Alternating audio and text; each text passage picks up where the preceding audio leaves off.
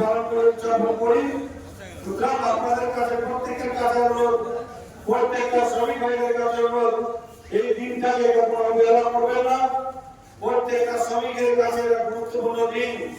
এটাই আমাদের ঈদ, এটা আমাদের উৎসব, এটা আমাদের আনন্দ, এটা আমাদের সব পূজা, এটা আমাদের সবকিছু। তাই আপনাদের কাছে বিনম্রভাবে অনুরোধ করি, এই দিনটাকে আপনারা সেলিব্রেট করবেন। এই দিনটা প্রত্যেকটা শ্রমিক এই দিনটাকে আনন্দ উৎসবে পরিণত